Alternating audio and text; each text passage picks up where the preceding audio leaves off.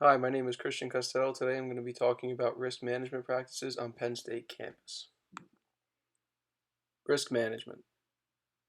Risk management is the continued process of controlling financial and personal injury losses from sudden, unforeseen, unusual accidents or intentional torts. More simply, risk management is preventing legal liability while continuing to deliver a quality service. Risk management plans can be used to understand, control, and contain recognizable risk while understanding why a course of action is necessary. The risk I found on campus is how the forum building is not fit for an emergency evacuation, in particular, a fire evacuation.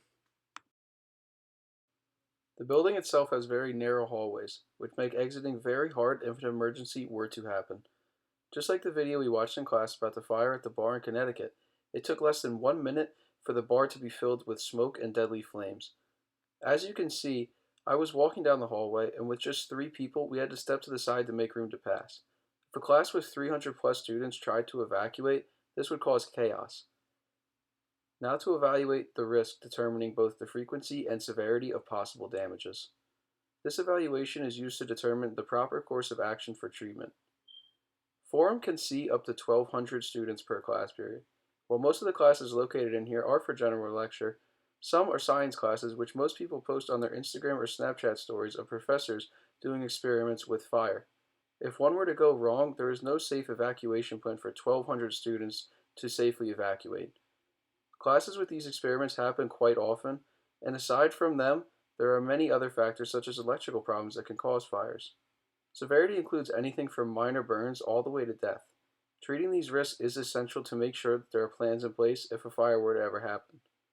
This falls under the risk type of public liability, caused by negligence, because if there are no plans in place or steps taken to better the facility, Penn State as a whole and employees such as Patrick Casper, the area supervisor, could be held accountable.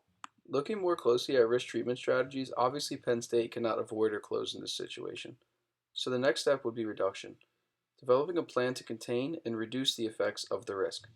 Reflecting on what I talked about of professors doing experiments with fire, if they were required to let the school know on what day and in what classroom they would be conducting the experiment, then the school could take the action to have a presence of a local fireman in the classroom that could stop the situation before it ever evolved.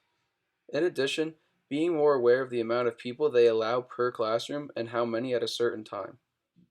Finally, the last part of the reduction plan, I would say, is to do renovations to the building, providing wider hallways that can allow for more traffic flow. Finally, to implement the plan, hiring a risk manager for the building could go a long way in making sure nothing happens to the students in the building. Secondly, involving the employees and professors in the building of the new guidelines and safety procedures can help them, along with having a sound training program for the employees to make sure they know what to do if an emergency were to occur and can ensure that they can contain the situation as best they can.